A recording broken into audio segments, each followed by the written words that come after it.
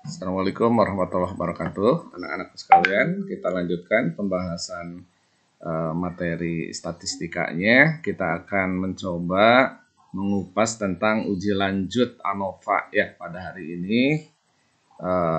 Uji lanjut ANOVA ini diakibatkan karena adanya perbedaan ya hasil. Minggu yang lalu kita telah menguji ANOVA dan menunjukkan ada perbedaan. Nah, Bapak ingatkan ini datanya yang minggu yang lalu itu ya. Jadi seorang peneliti membandingkan dari keempat kelompok ya. Contohnya ini diberi dosis 1, 2, 3, dan 4 terhadap hasil panen ya. Ternyata menghasilkan adanya perbedaan. Nah, jadi kalau ada perbedaan kelompok mana yang berbedanya, nah, kita uji lanjut dengan ANOVA ya. Uji lanjut ANOVA itu sangat banyak. Bisa menggunakan uji CV, LSD, Least Square Difference, Bonferroni, Sidak, Tuki, Duncan, Donat, Jibril, Mikael, banyak ya. Pada kesempatan ini Bapak akan mencoba menggunakan uji skip saja ya, atau uji CV. Langkah pertama dari data ini Anda cari masing-masing ya, dari data kelompok pertama sampai keempat ini jumlahnya ya. Jumlahnya kemudian cari rata-rata ya. Nah, andaikan itu sudah kita cari mengenai hasil dari rata-rata itu sendiri, kita bikin ke tabel ya. Praktisnya begini. Nah, jadi kita buatkan tabel uji lanjut ANOVA itu. Ke barisnya ini ada 4 kelompok, ke kolomnya pun ada 4 kelompok. Ini N menunjukkan banyaknya data masing-masing dari kelompoknya. Nah, nilai perbedaan absolut yang pertama kita cari seperti barusan. Jadi datanya untuk kelompok pertama itu ada berapa, dijumlahkan, cari rata-ratanya. Demikian juga untuk kelompok 2, 3, dan 4 ya. Jadi ini kita tuliskan di pinggirnya. Nah, dari sini kita cari nilai perbedaan absolut. Jadi yang namanya nilai perbedaan absolut itu harus positif. Jadi kelompok 1 dengan kelompok 1 bedanya 0 jelas ya.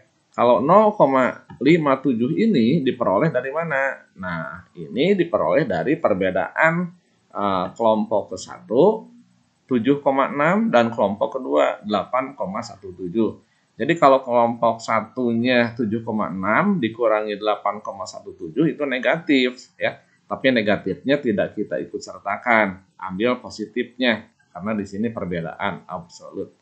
2,40 dari mana? Ya, lihat 1 dan 3 berarti 7,6 dan kelompok 3 10. Jadi 10 dikurangi 7,6 itu adalah 2,40. Ya, itu untuk cara mengisi perbedaan absolut. Nah, yang bawahnya ini nggak usah dicari karena sama. Misalnya kolom ini ya. Ini baris X2 dan kolom X1. X2 dan X1 kan sudah 0,57. Jadi ini nilainya simetris ya dengan yang atasnya. Nah, sehingga untuk efektivitas tidak kita cari lagi. Langkah kedua, kita cari nilai kritis perbedaan rata-rata. Ini ada rumusnya.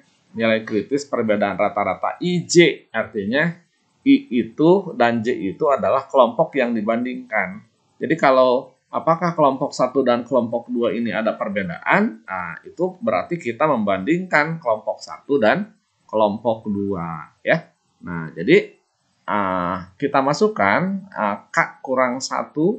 Ini K di sini adalah banyaknya kelompok yang kita uji, yaitu 4. Ini mohon maaf akarnya harusnya memanjang ya. Dikurangi 1, kemudian F tabel dari sebelumnya 3,24 kali RJKD. RJKD itu apa? Rata-rata jumlah kuadrat ya dalam kelompok, bukan rujak ya, bukan RJKD itu. Ya, hasilnya sebelumnya 0,7. 1 per N 1 tambah 1 per N2 kalau kelompok 1 dan kelompok 2 yang kita cari ya. Nah, gitu. Kalau kita akan mencari kelompok 2 dan kelompok 3 berarti 1 per 6 ditambah 1 per 4 tergantung dari N-nya ya. Nah, setelah kita cari untuk nilai kritis perbedaan rata-rata antar kelompok itu untuk 1 dan 2 ini diperoleh 1,58 dan kita cari sampai dengan NKPR yang lainnya Ini sudah dihitung ya, silahkan jadi Anda cocokkan dengan menghitung sendiri apakah ini hasilnya benar atau tidak. Nah, setelah itu baru kita cari atau kita bandingkan nilai perbedaan absolut dengan NKPR-nya. Kalau NKPR-nya itu lebih besar daripada nilai perbedaan mutlaknya, absolutnya, berarti itu tidak menunjukkan adanya perbedaan.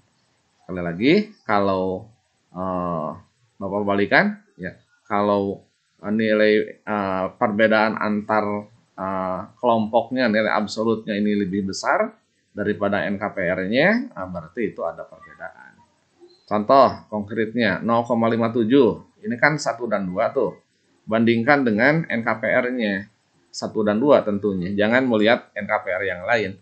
Nah, 0,57 itu lebih kecil dari 1,58. Oh, berarti tidak ada perbedaan rata-rata yang signifikan antara kelompok 1 dan kelompok 2 gitu, ya. Nah, ini yang tampak di layar. 1 dan 4.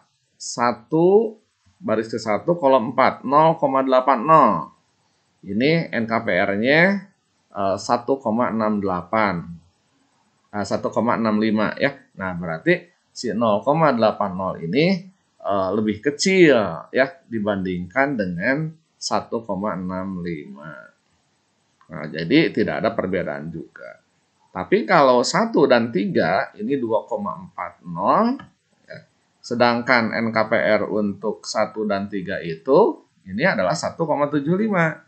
Nah, jadi 2,40 itu lebih besar ketimbang 1,75. Nah, sehingga untuk kelompok 1 dan 3 itu karena nilai perbedaan absolutnya lebih besar daripada NKPR-nya, berarti itu ada perbedaan yang signifikan. Dan seterusnya seperti itu ya. Jadi ini Bapak jelaskan satu persatu, sudah jelas seperti itu. Nah, selanjutnya kita sajikan pada tabel ya, pada tabel akhirnya ini. Nah, yang ada perbedaan itu kita kasih tanda bintang ya. Ini bintang asteris namanya ya, bukan bintang kecil di langit yang biru di sini ya. Nah, jadi ternyata dari uji ANOVA sebelumnya yang mengatakan adanya perbedaan, maka kita bisa menunjukkan perbedaannya itu yang mana. Nah, di tabel ini sudah terjawab ya. Nah, kita lihat yang tadi berbintangnya apa? 1 dan 3 artinya terdapat perbedaan hasil panen yang signifikan antara dosis 1 dan dosis 3. Begitu juga antara dosis 2 dan dosis 3. Sementara untuk dosis 1 dan dosis 2 ini tidak ada perbedaan ya. Dosis 1 dan dosis 4 pun tidak ada perbedaan. 2 dan 4 gimana? Ya sama ya, karena tidak berbintang, tidak ada tanda bintangnya, atau ya bahwa nilai perbedaan absolut ini lebih kecil dari NKPR-nya, maka itu menunjukkan tidak adanya perbedaan. Nah, andaikan nanti Anda meneliti dengan N-nya yang sama, misalnya 5 semuanya, 6 semuanya, maka NKPR-nya tidak usah dihitung semua, cukup 1 kali saja ya. Jadi NKPR yang N-nya sama sekali ya, 1 untuk semua, kayak semboyan TV swasta aja ya. Nah, jadi di situ cukup dihitung 1 kali, bandingkan dengan nilai perbedaan absolutnya. Jika nilai perbedaan absolutnya lebih besar daripada NKPR-nya, berarti ada perbedaan atau hak nolnya ditolak. Demikian penjelasan mengenai uji lanjut ANOVA. Mudah-mudahan Anda semua bisa memahaminya. Assalamualaikum warahmatullahi wabarakatuh.